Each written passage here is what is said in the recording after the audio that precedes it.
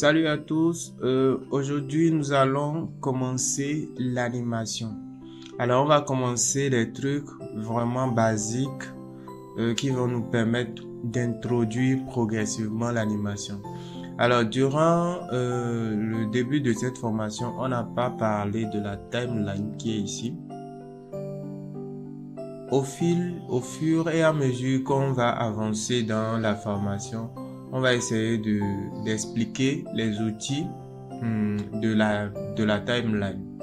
Donc aujourd'hui, on va faire quoi? On va faire ceci. C'est un exercice qui va nous consister à reproduire les formes ici pour avoir un mouvement. Donc je vais faire play, vous allez voir.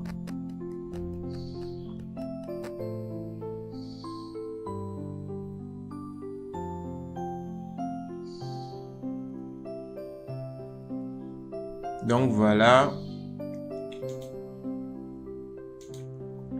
Alors pour commencer, il faut importer l'image comme d'habitude. Alors notre image va se trouver voilà ici.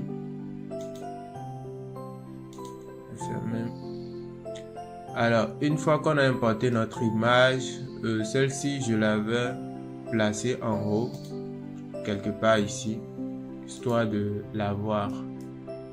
Mais vous pouvez placer ça où vous voulez, c'est pas un problème. Alors moi je vais placer ça comme ça et je vais recadrer dedans. Je vais prendre l'outil de recadrage qui est ici et je vais venir délimiter ma zone qui sera visible comme ça. Voilà.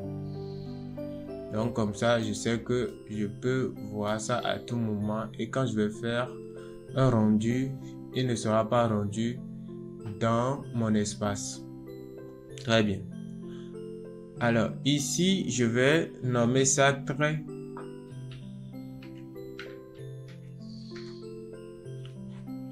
Je vais nommer le calque trait parce que c'est dessus que on va faire notre dessin.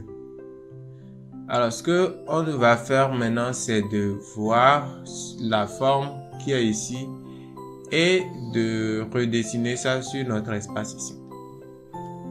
Alors, vérifiez bien que vous êtes à l'image 0 avec votre curseur ou sinon vous ne pouvez pas dessiner. Si vous vous placez quelque part, les outils seront grisés ici. Donc, il faut être à 0 pour avoir les outils. Alors, on va prendre cet outil, ajouter un point. On va essayer de faire cette forme. Alors, je vais essayer d'aller vite pour ne pas que le tuto dure trop longtemps. Voilà, j'ai une forme à peu près comme ça. Je vais placer les points comme il faut. Comme ceci. Ensuite, je vais prendre mon outil. Désolé. Je vais prendre mon outil de courbure que je vais venir grossir un peu ces zones histoire d'avoir quelque chose de bien harmonieux. Voilà et voilà. Je clique sur le trait. J'essaye de centrer tout ça. Parfait. C'est parfait. Maintenant, maintenant que j'ai obtenu ceci, je peux venir faire maintenant les points qui sont ici là pour avoir quelque chose de plus tout cas. Alors, vous reprenez ceci et ici, au niveau du point qui est ici, vous allez continuer juste légèrement. Alors, juste un peu comme ceci. Vous allez prendre cet outil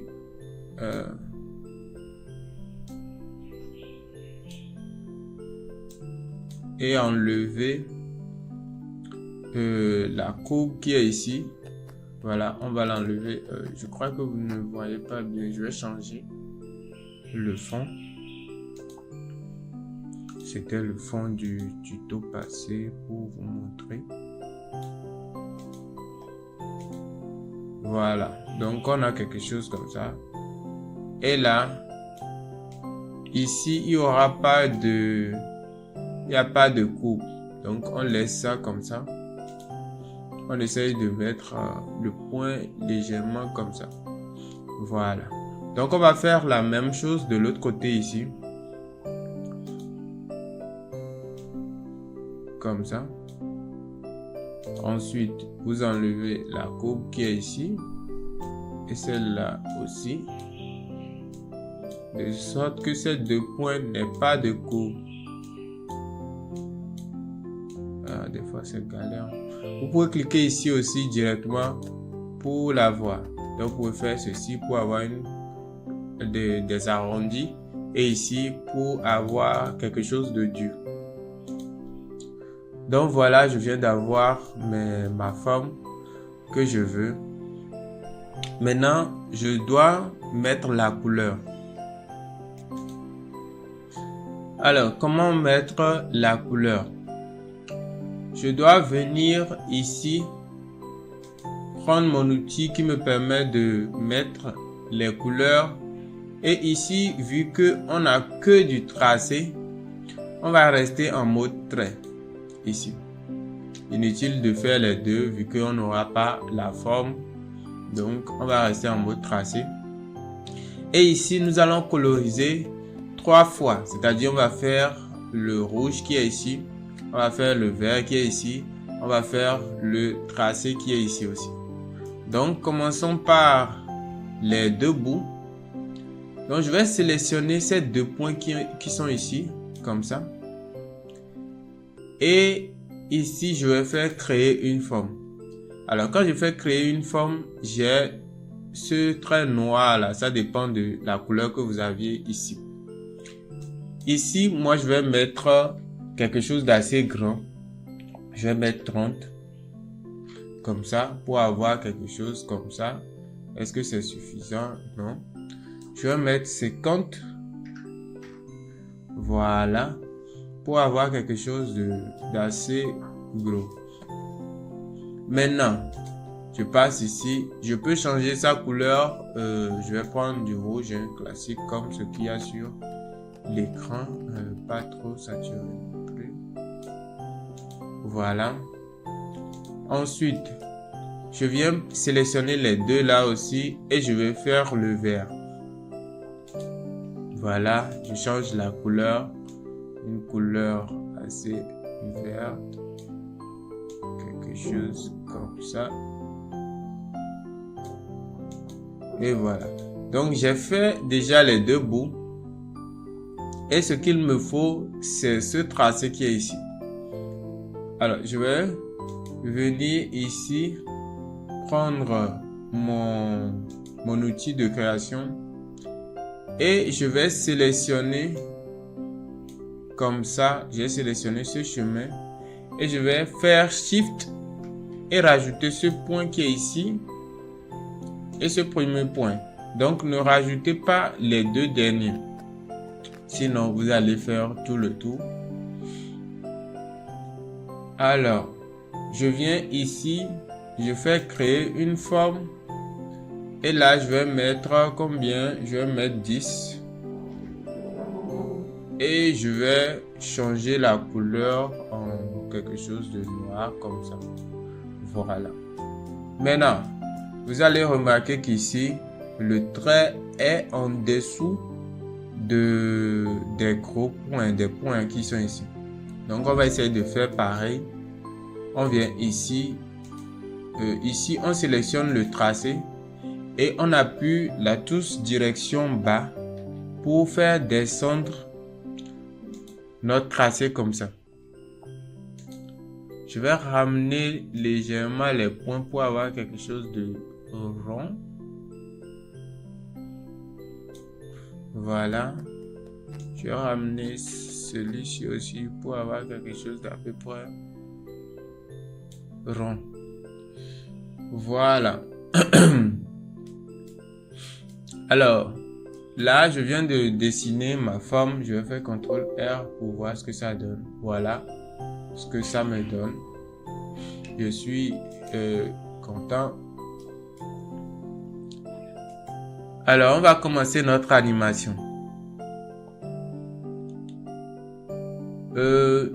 Ici, j'ai déjà ma forme initiale.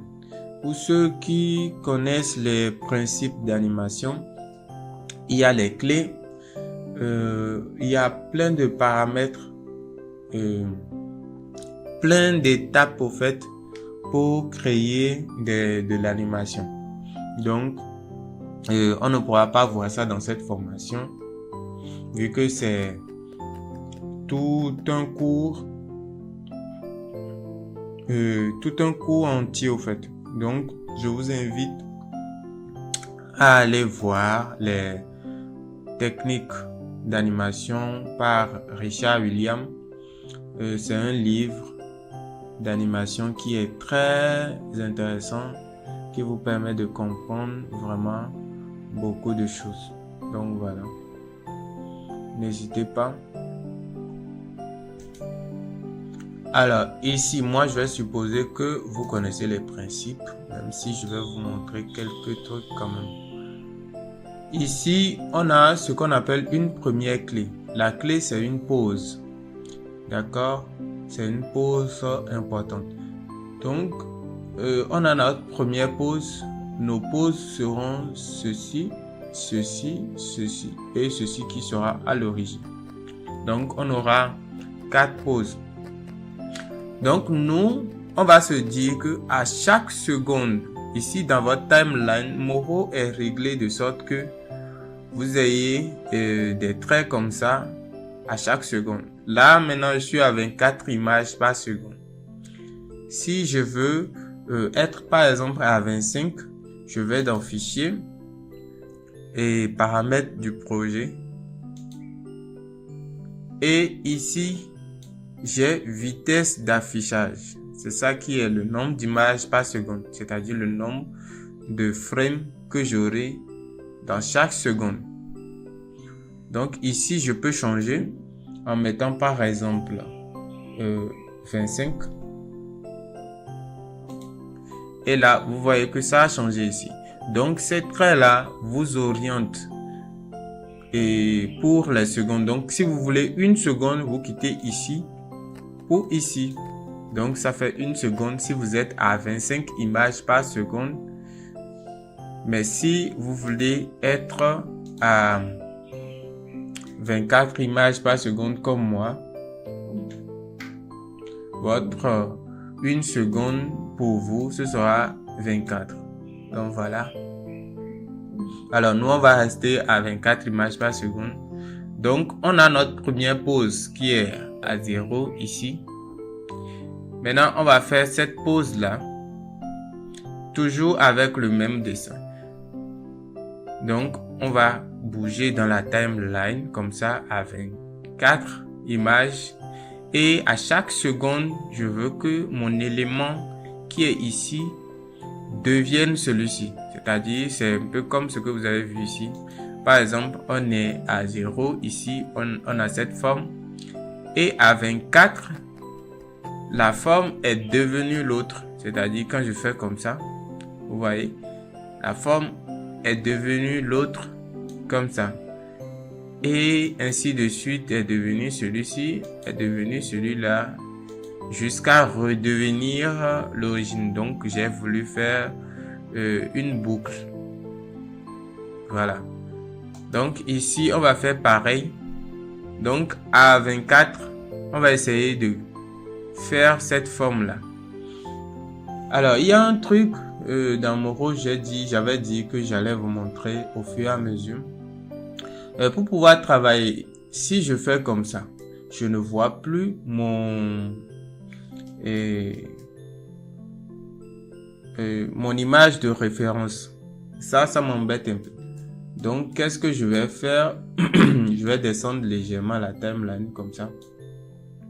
Réduire légèrement. Et je vais venir ici. Vous pouvez afficher. Ici, on est en mode unique. Donc, vous pouvez prendre 2. Là, vous aurez 2 écrans. C'est identique, hein, c'est la même chose quand vous allez, par exemple, bouger quelque chose ici. Ça va bouger ici aussi. C'est la même chose, c'est juste que vous avez 2 fois l'affichage, ce qui va vous permettre de vous centrer sur une chose et l'autre. Donc, vous pouvez afficher ça comme ça. Vous pouvez afficher ça de cette façon ou de cette façon. Donc, ça dépend de ce que vous êtes en train de faire. Donc, des fois, vous avez besoin de voir quelque chose qui est assez loin et assez proche. Donc, je vais faire comme ça. Je vais faire ceci. Je vais faire un petit zoom là-bas pour avoir mon image de référence ici. Et moi, je vais travailler en bas ici.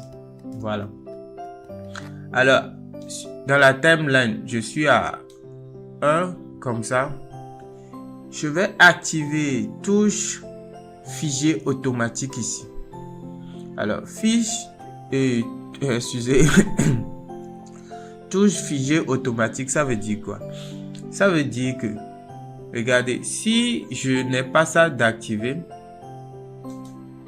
et que je suis à 1 seconde et que je prends mon outil de déplacement, je me déplace, j'ai des clés qui se créent. Alors, par défaut chez vous, vos clés n'auront pas cette configuration-là. C'est parce que je suis en mode linéaire ici. Vous serez peut-être sur lycée. Ici, si je fais CTRL Z et que je me déplace encore, vous allez voir, vos clés seront à peu près comme ça. Vous voyez. Donc, ça dépend de vous. Si vous avez envie que le mouvement soit harmonieux et tout. Mais, perso, pour des trucs où j'ai envie que ça soit tac, tac, tac, je préfère rester en mode linéaire. Même si j'utilise plus celui-ci. Voilà.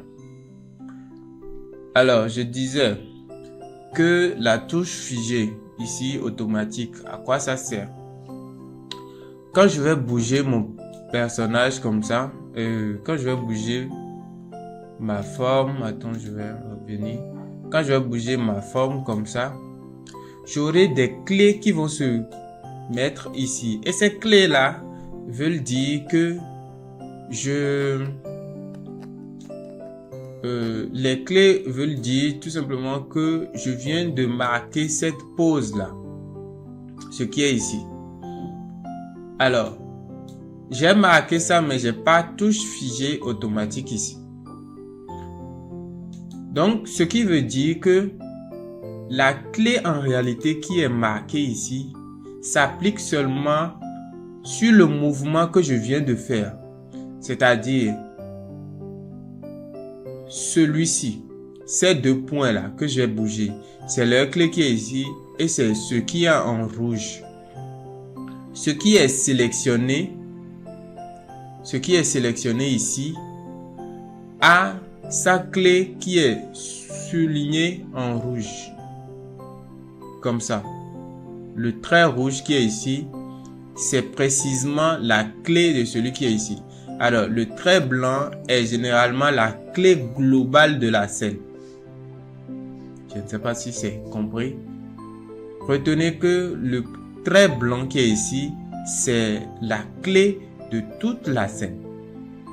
Mais le trait rouge qui est ici, c'est la clé de ce qui est sélectionné de manière spécifique ici. Donc, si je prends ce point, je n'aurai pas de clé rouge ici. Tout simplement parce que je n'ai pas bougé ce point à cet instant T. À 1 seconde, je n'ai pas bougé ce point qui est ici. Ni ce point, ni ce point. Donc, on n'a pas de clé ici. Mais dès que je choisis ce point, j'ai sa clé. Quand je choisis ce point, j'ai aussi sa clé. Les deux sont confondus là. Donc, si je prends ce point-ci et que je repousse sa clé vers la gauche, comme ça, ça veut dire que ce point-là à l'image ici sera déjà là-bas. C'est-à-dire, je vais faire un exemple. Voilà. Vous allez voir que ici, lui, il était déjà là. C'est-à-dire, il a considéré que le mouvement que j'avais fait, c'est ici que je l'ai fait. Et puis, pour l'autre point, il est resté ici. Donc, quand je vais le sélectionner, vous allez voir que sa clé est toujours ici. Je ne sais pas si c'est clair, mais j'espère que j'ai assez bien expliqué. Je l'espère quand même. Donc, voilà, les clés dans la scène sont séparées en fonction de chaque point. Voilà. Maintenant que vous comprenez ça, la touche figée permet de placer une clé sur tous les éléments en faisant un clic déplacé ou bien en faisant quelque chose, un mouvement sur une seule clé. Quand je vais l'activer et que je vais à une seconde me déplacer sur celui-ci, j'aurai tout ceci qui sera, c'est-à-dire il me place toutes les clés en même temps. Et pas que pour celui-ci, mais pour toute la scène. Donc, autrement dit, je n'ai pas bougé celui-ci, mais quand je vais le sélectionner, lui aussi aura sa clé ici. Quand je vais sélectionner celui-ci aussi, il aura sa clé. Vous voyez, celui-ci, c'est lui que je viens de sélectionner. Donc, la clé est rouge. Ici, celui-ci, il a sa clé. Celui-là, il a sa clé. Ceux-ci ont leur clé aussi, malgré que je ne les ai pas bougés au fait. Donc, la touche figée permet de placer des clés pour toute la scène. Tous les points que les points aient subi des modifications ou non. Tant que la touche figée automatique est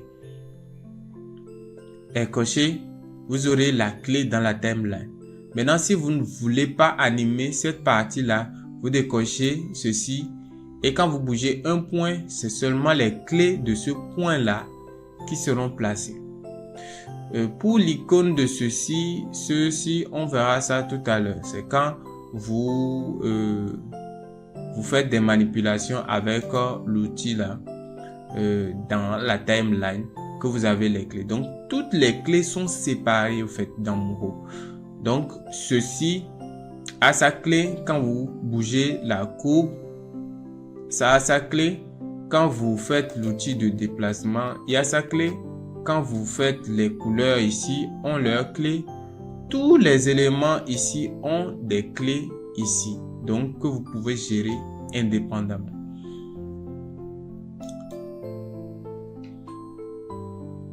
Donc, nous, ce qui nous intéresse, c'est de bouger les trucs. Alors, pour les images clés, généralement, j'utilise la touche figée pour avoir quelque chose de stable. Et après, quand je vais faire des intervalles, des anticipations et autres, je peux décocher la touche figée, ce qui me permet d'avoir des poses clés bien définies. Voilà. Mais bon, chacun vraiment avec sa technique. Moi, c'est comme ça que je fais. Alors, je prends touche figée ici et je vais essayer de modifier ma courbe de sorte que je puisse obtenir celui-ci. Alors, comment faire? Je vais prendre l'outil de sélection. Je vais sélectionner mes deux points ici. Et puis, je vois qu'ils ont à peu près la même taille. Donc, tout ce que je vais faire, je vais venir ici sur l'outil de déplacement et mettre celui-ci à 0 pour qu'il soit bien centré ici. Donc, je le ramène à peu près au centre. Je vais faire pareil pour le vert aussi. Je vais prendre, voilà ça, 0 pour qu'il soit centré aussi. Et maintenant, je vais les intervertir parce que le rouge est en bas et le vert est en haut. Donc, je vais prendre ceci. Je maintiens Shift pour qu'il soit bien sur la ligne. Je viens de faire une... Voilà. vérifiez bien l'icône quand vous voulez faire déplacer les choses. Donc, je vais faire ceci. Je reviendrai un peu plus bas. Je vais sélectionner celui-ci. Shift. Et puis, je vais faire ceci.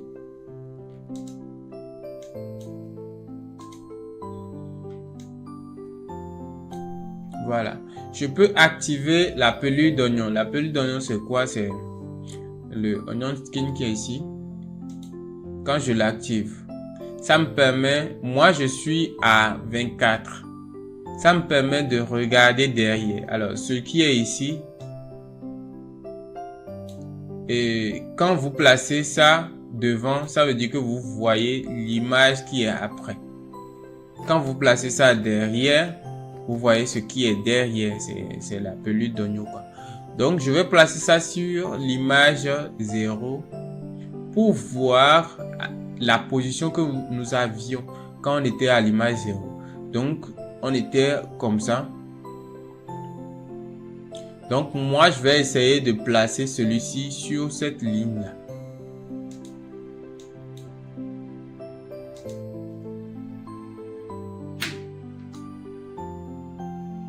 Voilà, comme ça. Je crois qu'on est pas mal. Ensuite, je vais venir placer celui-ci. Voilà, je vais placer ça comme ça et comme ça.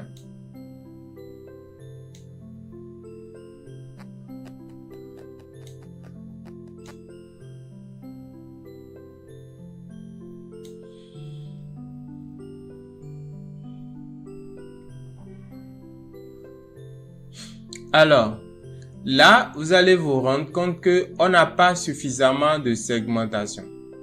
On n'a pas suffisamment de points. Alors, combien de points il nous manque? Nous avons, on peut dire,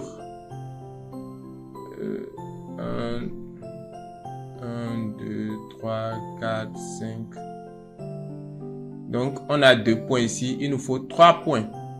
Donc, peut-être un ici et puis un ici. On ne peut pas rajouter les points et en étant à l'image 24. Donc, on va retourner à l'image 0. Je vais éteindre l'onion skin ici. Et on va essayer de rajouter des points entre ici, ici et ici. Donc, je vais prendre la touche là pour que ça soit bien placé. Je vais sélectionner les 2 points, celui-ci et puis celui-là. Donc, ne sélectionnez pas les points du bout, sinon ça va vous mettre un point au milieu des deux ici. Donc, vous faites diviser ici. Voilà, vous faites diviser comme ça. Donc, on retourne ici. Alors, ça fait le bordel.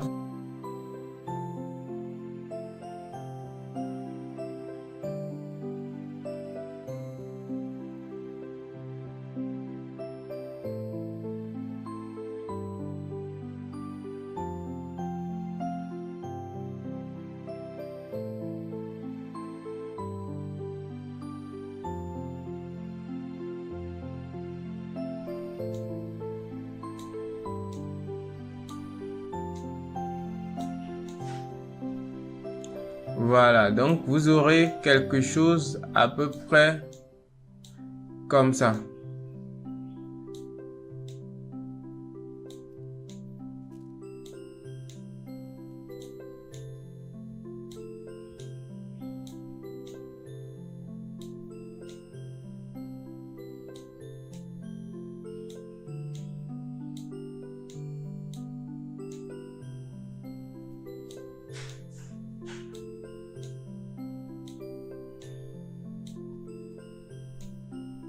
Voilà. On prend l'outil de sélection. Une fois qu'on est satisfait, on sélectionne ceux qui sont ici. Et on vient ici sur l'outil de courbure et on va faire des angles durs comme ça. Voilà. Alors, on fait les angles durs.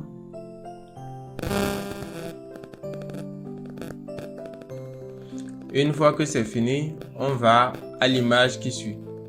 48.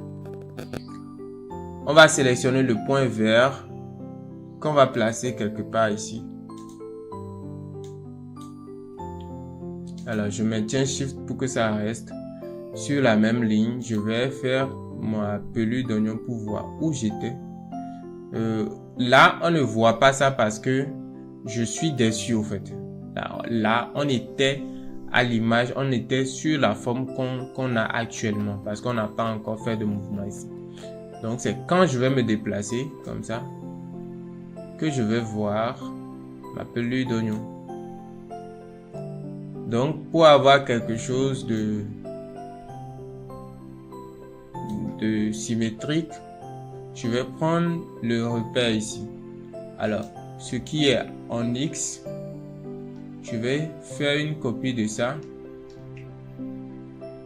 Je vais ici prendre celui-ci et je vais coller ça ici et en enlevant le moins qui est ici pour avoir l'opposé. Donc après, je vais essayer de redresser ces points-là.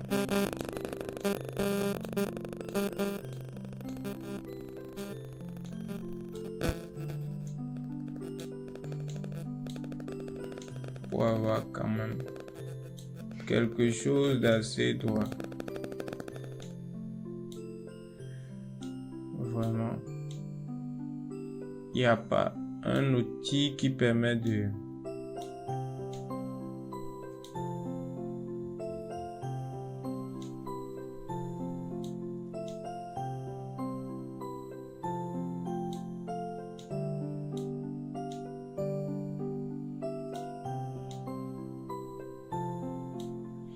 Ce que vous conseille, c'est de faire un trait droit à partir d'ici, c'est-à-dire vous regardez entre ce point et ce point, si ici est bien droit, si vous voyez que c'est assez droit, vous les sélectionnez et là vous pouvez les redresser en faisant une rotation comme ça.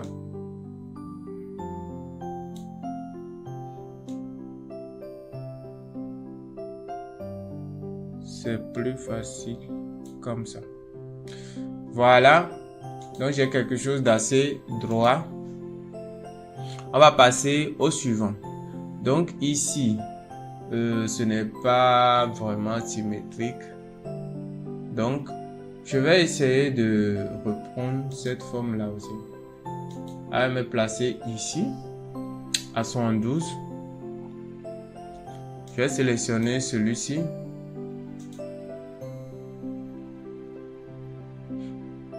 Que je vais placer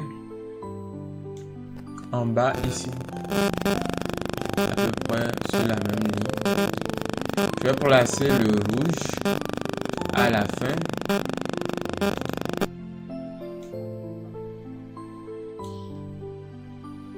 Ici, comme ça.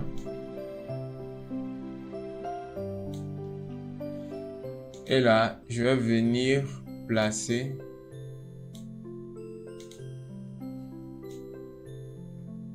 mes outils comme ça. Je vais placer ça ici. Regardez à peu près où ça se situe.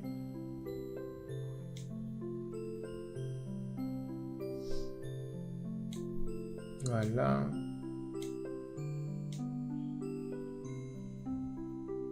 Voilà.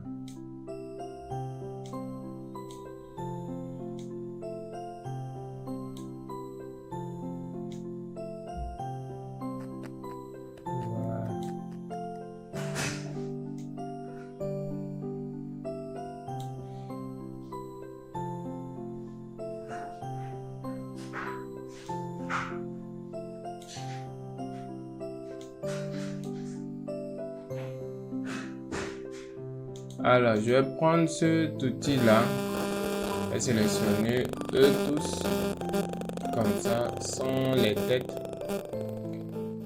Ici, je vais venir mettre ceci.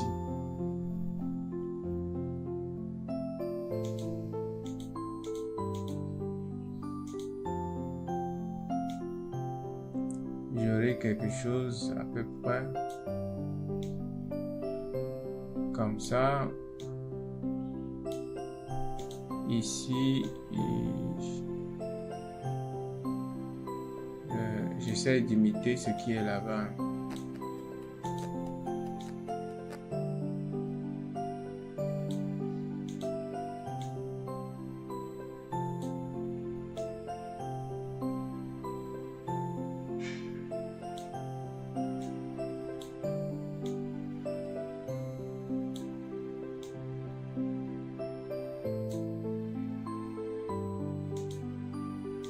Donc, on aura quelque chose.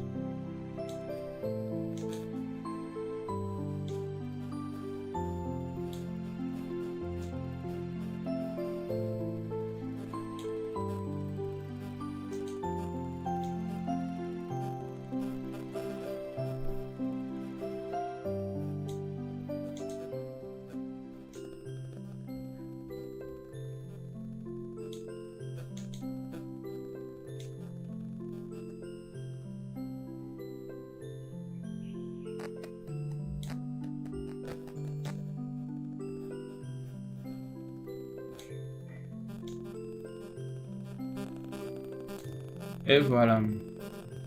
Donc, on a quelque chose qui ressemble à peu près à ça. Voilà.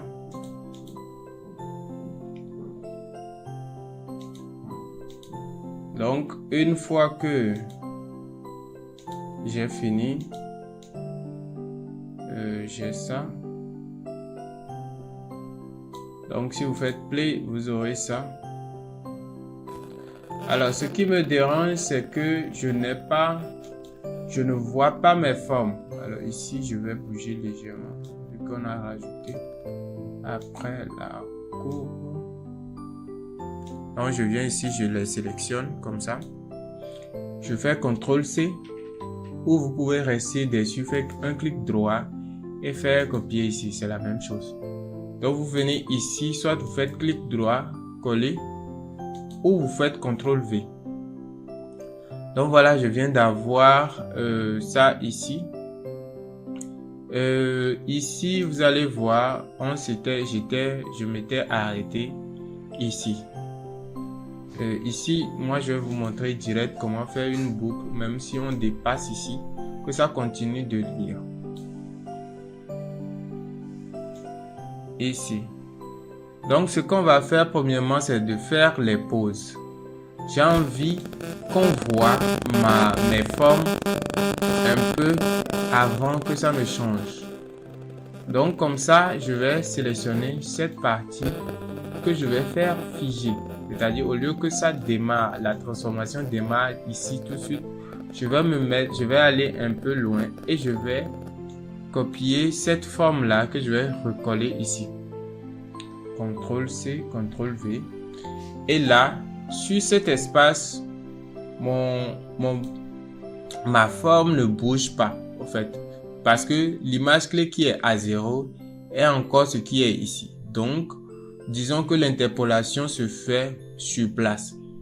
Donc, les deux, ça ne bouge pas, il n'y a pas de variation vu qu'ils sont identiques. Donc, c'est à partir d'ici que j'ai ma transformation jusqu'ici. Donc, c'est un peu sympa d'avoir quand même le truc pour qu'on puisse voir. Par exemple, imaginez vous avez fait des visages, des expressions de visage. Donc, le personnage sourit. Ensuite, il devient mélancolique. Après, il est fou de joie. Après, il est étonné. Vous voyez, donc ce genre de truc. Si on ne patiente pas quelques images pour qu'on puisse comprendre ce qui se passe, ce serait pas très clair au niveau des expressions. Donc ici, on va faire pareil pour celui-ci. Alors on va faire CTRL-C. Ici, CTRL V. Ici, CTRL C. Ici, CTRL V. Ici, CTRL C. Ici, CTRL V. Ici, CTRL C. Et voilà, c'est fini. Donc ici, quand je fais play, vous allez voir, tac, tac, tac, tac. Donc on voit bien la forme avant que elle ne change au fait.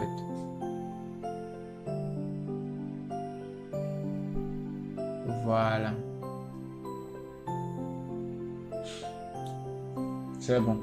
Donc une fois que c'est bon, on vient ici, on désélectionne tout. Donc on a les clés ici de base. Et on va se mettre sur la dernière clé où on veut que la boucle s'arrête. Donc, sur cette clé-là, on va faire clic droit, boucler ici. Donc, quand vous faites ça, vous avez cette fenêtre qui vient. Cette fenêtre. Et il va vous demander le début de la boucle. Ici. Nous, on va laisser ça sur 1. Mais si vous avez envie que la boucle commence à partir, par exemple, de 48, vous n'avez qu'à écrire 48 ici. Et vous allez voir que votre boucle va commencer à partir d'ici jusqu'à là où il y a la flèche. Donc, il commence ici, ici, il reprend à partir du début. Donc, nous, on a fait en sorte que l'image qui est à 96 soit l'image encore qui est à 0. Alors la boucle, vous ne devez pas mettre une boucle et comment je vais dire, une boucle à la même image deux fois en fait.